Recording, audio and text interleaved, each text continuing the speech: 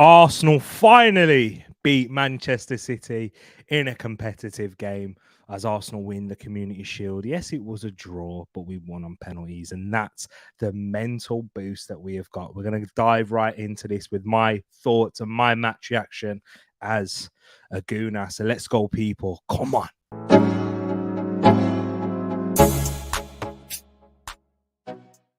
Wagwan, everyone. I hope you're doing well, and welcome to Tereak Talks on the season's curtain raiser as Arsenal win the Community Shield. I'm going to keep repeating it. Let me say one more time. Arsenal beat Manchester City to a trophy. Yes, I know, glorified friendly. You guys are all going to say that, but this is a massive, massive day for Arsenal. I do think so, and I won't be shy in saying that. It's what I believe because we have had a mental block coming up against Manchester City in the past last season. Even at the Emirates, we struggled to beat them. We didn't even beat them. They won in the end in parts where we were the better side in that game. Then when we went to the Etihad, we completely folded and they battered us, rightly so. And even before that, the last time we beat them was actually at Wembley by 2-1. And that was under Mikel Arteta, but a completely different team, completely different circumstances. But this is huge for Arsenal. So before I get into it and my thoughts on the game, guys, can you please smash that like button? Even if you're not an Arsenal fan, even if you're here to just throw shade, I don't mind. Do what you need to do, people. I'm here for it. But we got fellow Gooners in the house, and that's what I love to see as well. So let me big up each and every one of you that is here right now. So big up my brother, Mr. 200, saying, good evening, Tereak. Today is a good day. It is indeed, Mr. 200. And let me know your thoughts. I'd love to hear that in the chat. Shay in the building as well. Big up yourself, Shay. Niall in the place. Big up yourself, Niall, saying what a win. Trossard and Vieira. Vieira with the winning penalty and Trossard with the equaliser. Big up UV in the place. Hope you're keeping good and well. He says that Man City is still in the league. Niall says you must be buzzing for the new season. That's a brilliant confidence booster. That exactly that.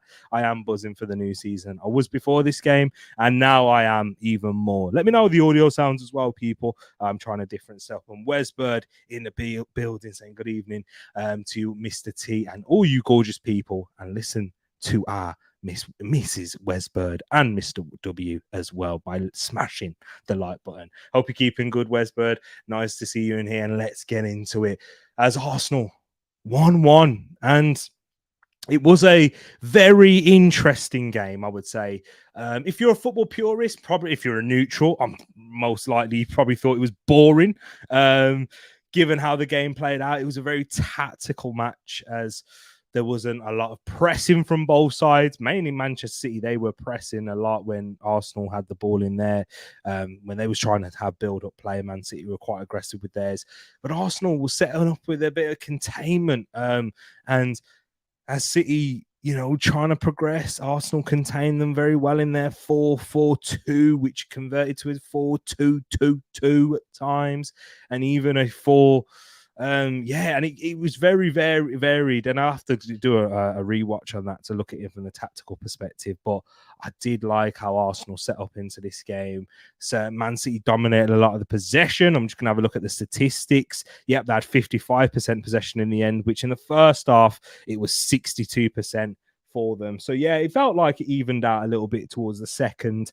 But yeah, in the first half, Man City dominated the ball, but Arsenal had a few chances and had the better chances in that game. I thought there was impressive performances from back to front from Arsenal. The new signings, I think all three of them started in Timber, Havertz and Rice, and I thought all three were impressive. Timber is the one that takes the claim. How good was he? And what a player he is.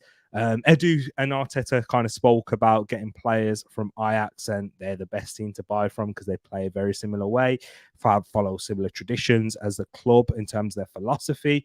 And Timber, he's just coming and he's fitted like a glove. What a player he is. And I've been so impressed with him throughout pre-season. And in a fixture like this, playing in left back off of his, a position that we didn't, when we signed him, we didn't think that he'd be playing there often. He was outstanding. Yuri Timber, take my hat off to you, my friend. Moss would like me to see take my hat off because he Yankees and that. But no, seriously, what a player Yuri Timber is. He was up there for one of my contenders for man of the match, but also from an Arsenal perspective. Let me just talk about this whole defense, because the whole defense for me was brilliant. You know, Aaron Ramsdale making huge saves. There's been a lot of eyes on Aaron Ramsdale, for one, because from his interview that he came out with on Monday, with the Players Tribune, but also because of his performance, some mistakes that he made in pre-season, and the biggest reason, Arsenal's interest in David Raya, which has led a lot of people to turn around and say, oh, this is it, Arsenal getting a new number one ahead of him. And I've always told you on here, it's not because of that. I think him and David Raya are of a similar level, and it's hard to really differentiate who's better or not, because they're very close in their ability overall. But Aaron Ramsdale, he's been given that challenge, as he does look like David Raya will be an Arsenal player, if all goes well with that situation. But he's risen to the challenge like he has done throughout many times in his life and in his personal life, which he spoke about in the Players Tribune as well. And he had an outstanding performance outside of the penalty shootout. Can you believe it? He made a save in a competitive game. It's a Community Shield. It's not a friendly. It's still a competition. If this was La Liga, when you see the two Real Madrids and Barcelona play each other, they play and take it very seriously when it's called the Super Cup. Manchester City will be playing in the UEFA Super Cup, where they will come up against Europa League champions, which was Sevilla, I believe. Was it Sevilla? Yeah, I think I'm correct in saying that. And that will be a highly competitive game and a trophy that they'll want to win. And that's kind of what this one is here, especially when you've got the two teams at the level that they were at. The defense for me, outstanding. Saliba, oh my word. I'd actually say, from an Arsenal perspective, he was my man of the match. How good is it to have this guy back? Please, if you loved William Saliba's performance, smash that like button. Please do it, because this Rolls Royce is what comes to mind. You hear that a lot when it came. You heard it a lot when it came to Van Dijk when he was in his prime, and you're going to hear this throughout this guy's prime and throughout his career. If he can sustain this for the majority of his 20s at the least, at this level, and can keep on rising, my word, this guy is going to be a serious talent. Just the way he's so calm, when coming up against a big brute like Erling Haaland, who was making runs in and out the channels. At some points, he was quite quiet throughout the game, I thought. But William Saliba dealt with him well. This is how much we missed him. Seriously. This is when you try and gaslight Arsenal fans by telling us that we didn't miss William Saliba going into that final stretch in the season. It baffles me. To someone of this ability who's a part of the likes of Zinchenko and Zé Jesus and others improving their game, but a big key figure to why Arsenal went from, just finishing outside the Champions League places to challenging treble winners Manchester City in a title. Saliba was outstanding. Benjamin White, a word for him as well. Going forward, he was threatening. He created the first opportunity for Kai Havertz in the box, with his wonderful touch inside the was it Akanji? Yeah, it was inside Akanji on that our right hand side, and played it to Havertz, who got a shot off and drew the save out of Stefan Ortega. And then in the second half as well, he put a wonderful ball into Bukayo Saka, which he scuffed. And he didn't even scuff. It's like he tried to connect with it too hard. He tried to put power on that shot, when really there was so much pace on the cross. It was perfect. All Saka had to do was guide it with his right foot, and anywhere to the keeper's left or right, and there was so much pace on that ball. He would have struggled to save it. Ortega, who I thought had a good game for City as well. But yeah, the whole defense was brilliant. Even Gabriel Magalhaes, who picked up an early yellow card, we'll talk about the yellow cards later on into the stream. But the defense for me, the back five were brilliant and limited City to not many chances at all. And yeah, of course, City took the lead with a wonderful finish from Cole Palmer. But that was just, sometimes you have to hold your hands up, and that you have to say that was wonderful play from Manchester City as they broke it through the middle. Phil Foden turned Thomas Partey. I think if Thomas Partey wasn't on a yellow card at that moment, which we'll talk about that, I promise, because I'll probably be on that for a while, and I don't want to go off on a tangent yet. But Phil Foden was able to turn gracefully, drive through the middle, play it out towards that right side, and Cole Palmer was able to curl it in, and a wonderful strike. And it was a good run from Kyle Walker, which gave him that space, which stopped Tierney from trying to block off that angle on the inside. Because if you got too tight inside, it would have left a wide open space for Kyle Walker, which would have left Kieran Tierney basically stranded in that moment, and would have been questioning him if Palmer played it out to Walker and cut it back across, because he didn't support on the overlap. So yeah, it was just a wonderful goal from Man City for their first goal. But I thought apart from that, when they broke us down, Arsenal's were really good. I mean, limited to City to not many chances, a few from set pieces, Rodri and Stones, I believe, which drew saves out of Aaron Ramsdale and Foden, of course. Foden had a good chance in the second half. But yeah, I thought we did well up against these guys, and I thought City played well. I thought they were a decent team. I'm not going to get too much into their individual performances, but I thought they looked defensively strong. Both teams looked very strong defensively in this game. But yeah, on midfield, Declan Rice, Partey started off a bit slow for me, giving the ball away a couple of times, picking up that yellow card earlier on in the game. And the same goes for Odegaard. Rice was quite consistent throughout, but in the second half and later on in the first half, I thought Partey and Odegaard really got into their own, really stepped up on that Wembley pitch as the space began to grow. Odegaard getting out his flicks and tricks, playing really well in that second half, I thought, Partey and Odegaard. And then the front three, it was a mixed day, because on the right, I thought Saka was brilliant. I remember when he played against Akanji at the Etihad, he struggled. Akanji and Ake, even in both games at the Emirates and at the Etihad, we couldn't really get Saka into that game. We really did struggle on the occasions, but Saka had a lot more joy. It was a good battle between him and Akanji. I thought Akanji did well in some occasions, but Bukayo Saka, yeah, I thought he had the better of him in the end. Should have scored from that cross from Ben White. And Kai Havertz, it'd be interesting to see your guys' thoughts on him, because I was... In the first half, Jekyll and Hyde. First half, he was outstanding. I thought he was one of the best attackers for us in the first half. Hold up play. And that is why I was saying on the channel, I think it's so important to have him, because when City do press, and you saw that they are more aggressive than us in our press, and they were today. And we went long a few times, playing it up to Havertz, has that physical presence, is a much better hold-up player than the average football fan who doesn't really watch many Kai Havertz. And if you do, there's a lot of average Chelsea fans who don't really understand his game either. You get to see his hold-up play isn't as bad as you think, and he was linking up well, had those two chances, should have scored. That's one thing that Chelsea fans are right about, is his finishing. He's not the greatest and should have scored with that right foot shot earlier on, but the fact that he's getting into those areas and holding off players well, connecting with our front men, and I think it was his tackle when we did play the ball down the right. He was him on John Stones, won the ball back, was excellent in and out of possession for me. Kai Havertz, in his discipline, I thought he was brilliant. And the second half faded off a little bit, didn't really have much of an impact in that second half. I think maybe Manchester City changed something tactically and we couldn't really get him into the game. But yeah, I thought he was good, brilliant in the first half, and it's given me a lot of hope. And this is why Arteta spoke about his versatility. When he came in, you can play him in midfield. And in this occasion, when you don't have a Gabriel Jesus, you don't have someone that you can go long and direct to, if Eddie Nketiah or a Trossard start here, there you go. You got Kai Havertz as a good option and a good big man, underrated in that part of his game in holding the ball up.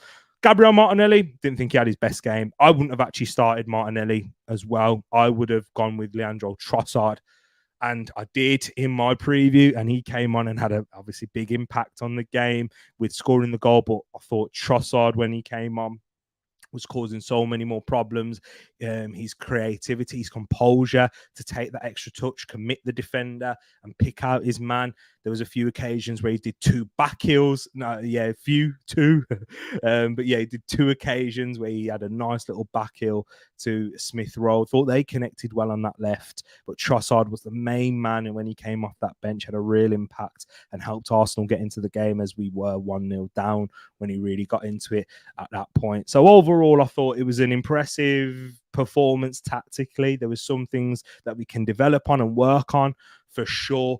But yeah, overall, I was quite impressed with how our team performance and our mentality to keep going. I think this is what I want to spend a bit more time on, is the psychological element of this win. It is, and it's huge. I can't put a statement, I can't put a price on it, I can't put a number on it. I can't say enough, because it's not the actual trophy that don't really make it for me. The fact that they got their hands on a trophy after beating Manchester City, it's a little victory, a little thing to say, you know, haha, yes, we beat you. But the fact that we beat them and got past that mental block can be a catalyst going on into the season. Aaron Ramsdale, when he was in his post-match press conference speaking with ITV, which I saw, he spoke about how he's unsure how it's going to go this season, because, you know, there's so many things that make it very unpredictable, and teams that can come out, still a lot of transfers to be made, of course.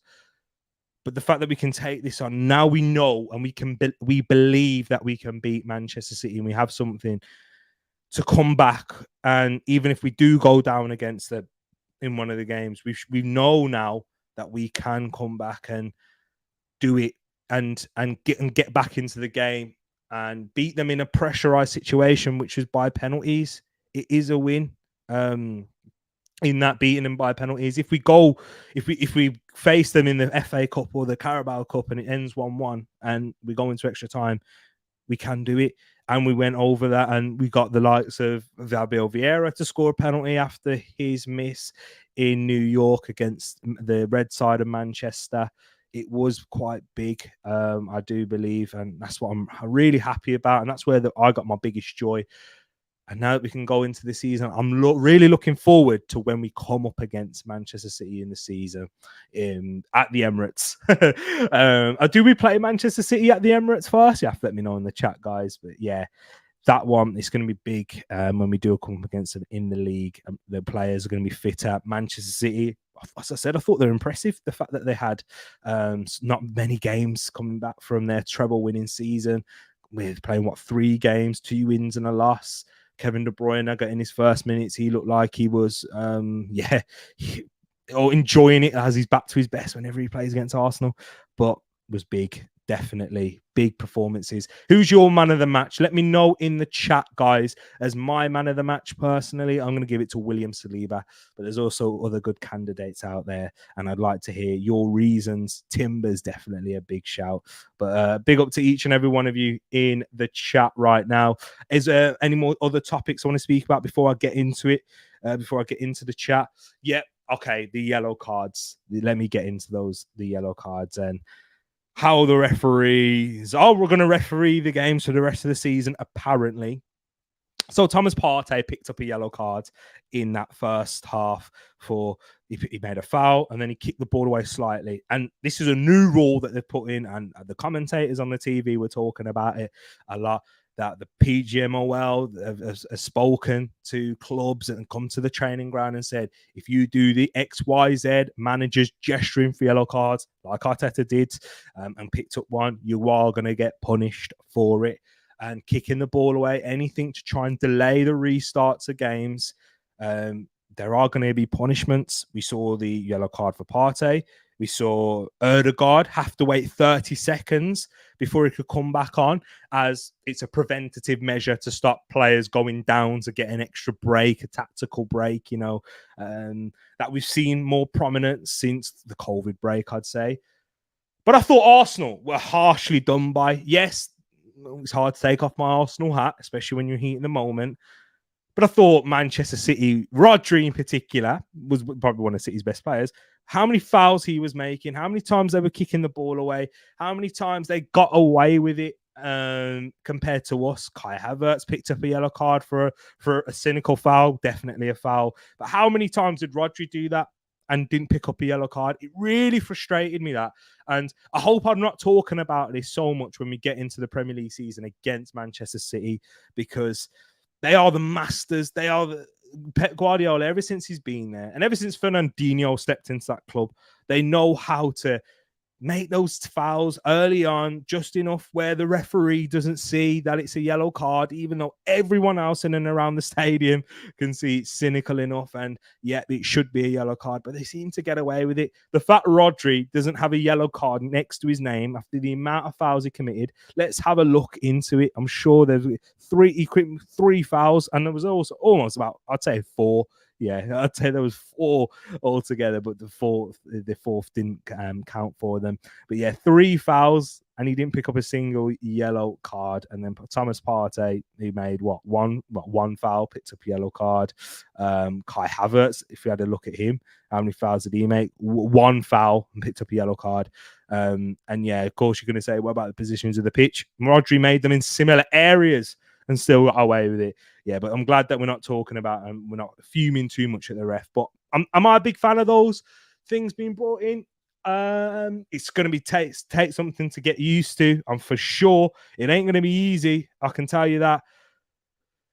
And there will be a lot of times where I'm going to see this now. We saw it last season where teams referees in particular, tried to make an example of Arsenal.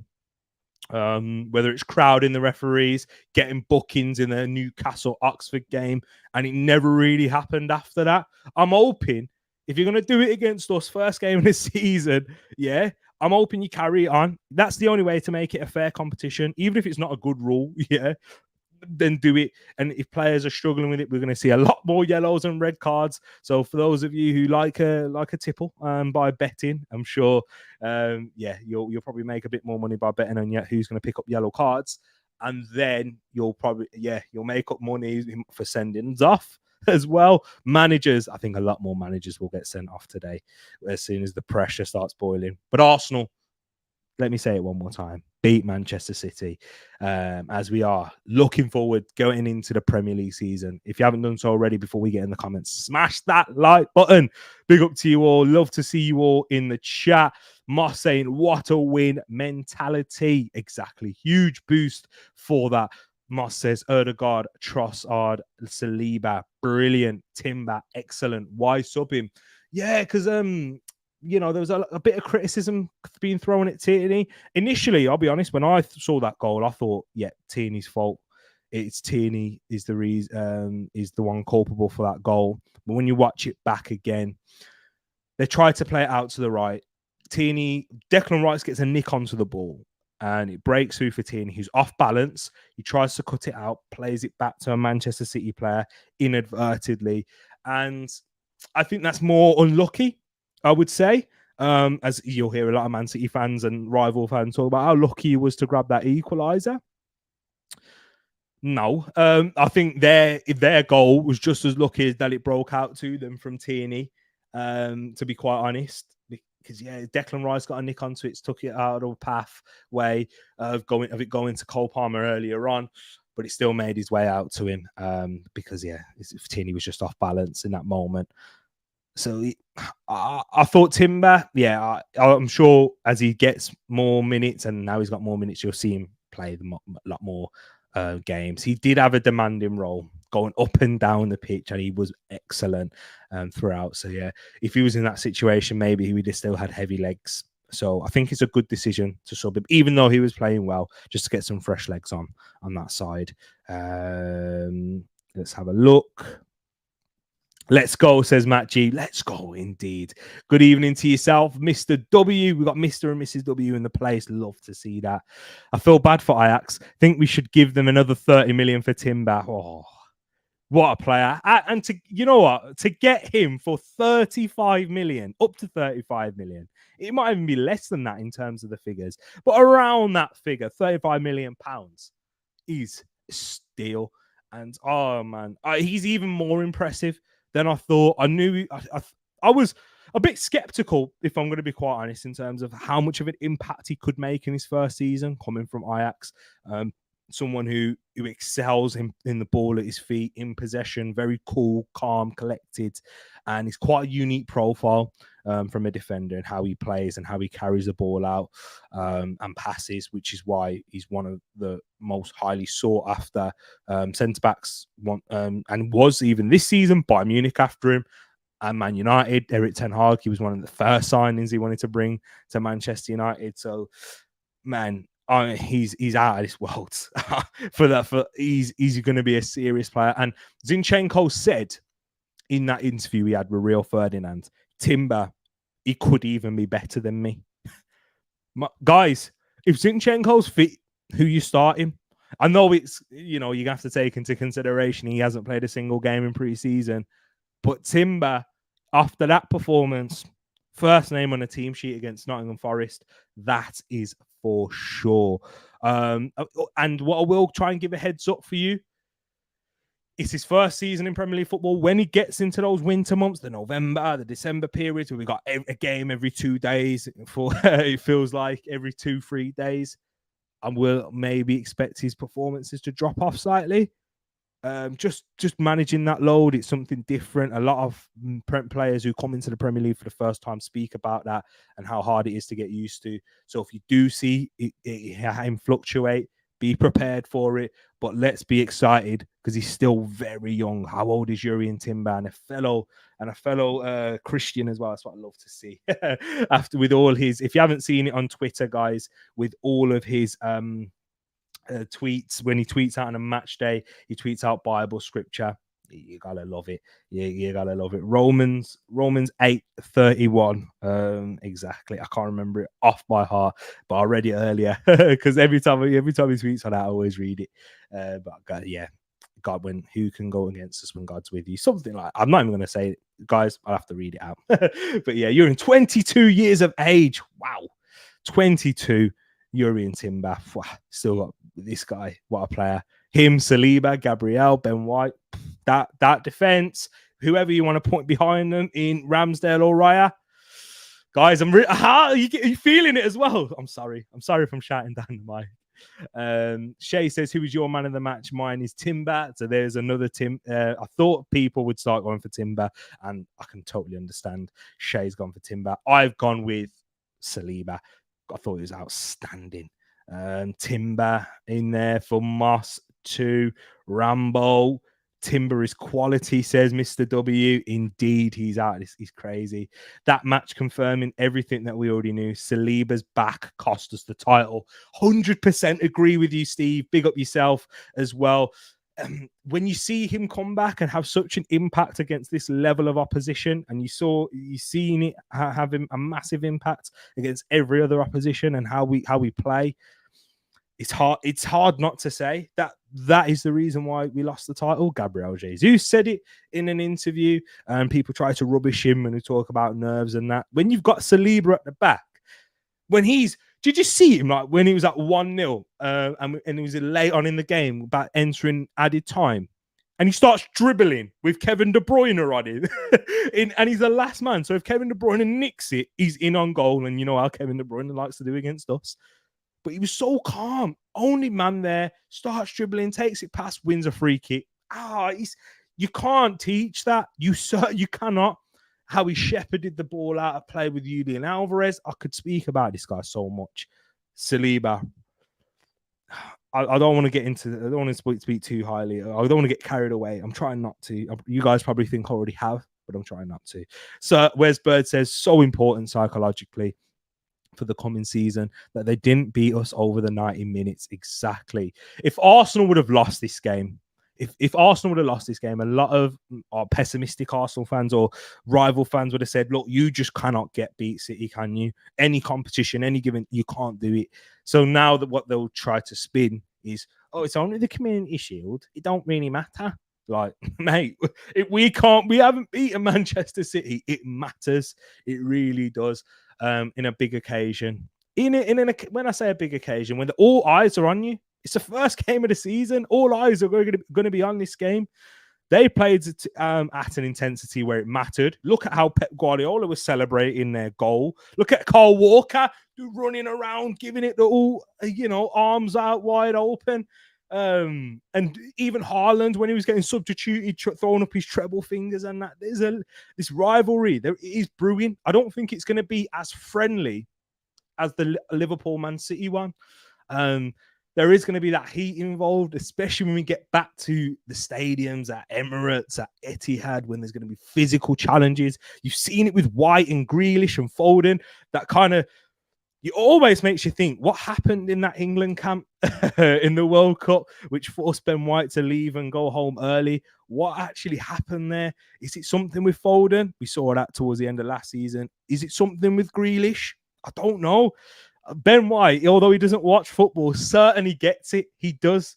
He does indeed. Steve Stone says, I love KT, but he's even behind Timber now. Yeah. KT, when he came on, he frustrated me with how sloppy some of his passes were. That's one thing I will criticize. Not really him for the goal, just kicking out of play, either playing it behind Trossard or behind someone. Not quite, even if it finds his man, the quality of the pass isn't right. And we know Mikel Arteta, he will be livid at that, and he won't like it. I think I saw Reece Nelson speaking in an interview, talking about how Arteta his attention to detail is so fine. He wants you to play to your teammates stronger foot in a way, and if you play on his left side, you open up this option, and it's so true. So some of the best coaches that I had kind of thought in that way, similar to Mikel Arteta, not as knowledgeable as Super Mick indeed, and and creative and an innovator like him. But yeah, I think KT just lacks that technical finesse. With his bombastic running, his bombastic style where he likes to maraud up and down that left wing, and put crosses into the box and just whip him into areas. I don't think that's what Arteta wants. He wants someone who's a bit more methodical, meticulous in their approach, which Timber is. He has that creativity to drive through the middle, but has that weight of pass. You maybe see, I saw once he played it out of play from Martinelli, and that's an anomaly rather than the rule. Whereas with Kieran Tierney, I just don't think he's quite at that level, technically speaking. It's not to say he's a bad player at all. It's just how this Arsenal team is built now, the levels that we are now at. I do agree with you, Steve. He's behind even Timber. I will wrap this up soon, ladies and gents. I do have to go into a draft with Moss, so big up yourself. Moss, sorry if I'm holding you up, but yeah, let me just go through these comments as well. City were a better team in the second half without really creating much. Yeah, because we didn't create as much as we did in the first. I'd say they had that big chance with Foden, which Ramsdale was saved, and saved it with the inside of his leg, and it was massive. They were creating more chances in that second half than they did in the first. I thought we kind of lost our bit of an attacking threat throughout the majority of that second half. I wonder why. It shouldn't really be fatigue, given the fact that we've played more games. We should be sharper than them, given we played more games in pre-season. But yeah, we kind of losing it a bit in that second half until they scored. Trossard and Mill Smith role came on in particular, and I thought we got much better and we looked more of a threat. Trossard, by the way, has to start that Nottingham Forest game. Has to. I thought he should have started today. I don't want to be Captain Hindsight. Check out the preview show. But he certainly has to start. And Martinelli, work your way from the bench, lad. And think how strong that bench is when you got the likes of Martinelli on there. I'm sorry. It's going to be a hard day for teams this season. Steve says, I'm split between Timber and Saliba for my man of the match. I can understand that. I can definitely understand that. If I couldn't give it to Saliba, Timber would take it all day for me. Wesbird says Tierney came in and they scored from that side. Sadly, didn't get a sniff before with Timber. It's true, they didn't. He made a big block in that first half. I remember when Bernardo Silva took a shot, I believe. Partey was immense. Oh, forgot to mention he was brilliant. Yeah. I'm sure I mentioned it earlier on. I didn't forget, but yeah, because we've spoken so much about Timber and Saliba, you forget how good he was after those first shaky minutes in that opening 10. But he was brilliant. Bring back that kid for the background. It was entertainment. Yeah, my nephew Drew. We'll have to get him in, Casey. Big up yourself, Casey, as well. You did say, guess who's back? I was about to say, you didn't say it, but you did. Appreciate it, my man. I think we're giving Saliba too much credit. He wouldn't have been as good if Haaland was playing. Oh, I love that, Matt G. Oh, exactly. He pocketed Haaland so much. I've seen a lot of people say that, and I love it now. Matt, oh man, that's amazing. Let's have a look. Matt, I only read it 4 times before the penny dropped. Yeah, I know he had to. Yeah, I was looking at it and I was like, was giving too much credit the first part. But no, he finished it off. You set that up really well. Luke in the building, big up my bro, says poor defending from Tierney after Arteta took Timber off. He was having a very good game. Yeah, I don't think the goal was poor defending. I think it's quite easy to say that, but when you've got the run of Kyle Walker, he has to kind of protect that as well. He's caught in between a rock and a hard place in that situation. He had to try and watch both. He couldn't overcommit to try and blocking that left foot shot from Palmer. Otherwise, he gives Walker like an age to try and find a man and pick out a cross, which you can't do as a fullback. So yeah, it was just one of them well-worked situations in the end from City. But yes, I'm going to scroll down, take a few more, and then I've got to run. So big up each and every one of you. Look at Saliba in the dressing room after the win. He was brilliant. Yep, exactly that. He was loving it. And that's what all of this is about, the mentality boost that we will gain from this. Our defense, Mr. W says, our defense needs to stop conceding goals. I'd like to see some clean sheets. I think today it gave me a lot more promise in us keeping more clean sheets than what we've seen in pre-season. Thought we defended much better as a team, as a unit. We didn't we weren't as easy to play through than we was against Monaco. And I think it literally stems from how you defend at the front when we're pressing, when we're trying to contain in that second third of the pitch. Against Monaco, when Emile Smith-Rowe was there, Vieira's out on the right, Eddie was up top. I just thought we weren't pressing right. We weren't covering the spaces. They were playing through us easily, getting it to their front men too quickly, for my liking. And that's when they was able to get in dangerous situations in the final third, get shots off, get crosses. But Man City, they weren't really able to do that often. Of course, when you come up against a team of Manchester City's quality, they are going to create chances at points. But you just have to kind of hold your hands up and hope that your goalkeeper makes it up with big saves. And as he did indeed. Any more comments that we'll get through? Big up Manchester Mania is in here. Says red side of Manchester. Bro, we aren't a side. And he's saying Rice looked horrifically tired and awful. He wasn't awful. I don't think he was awful. He tired towards the end. He was good. Thought he was much better. But yeah, he might be trolling. Don't take too much of it.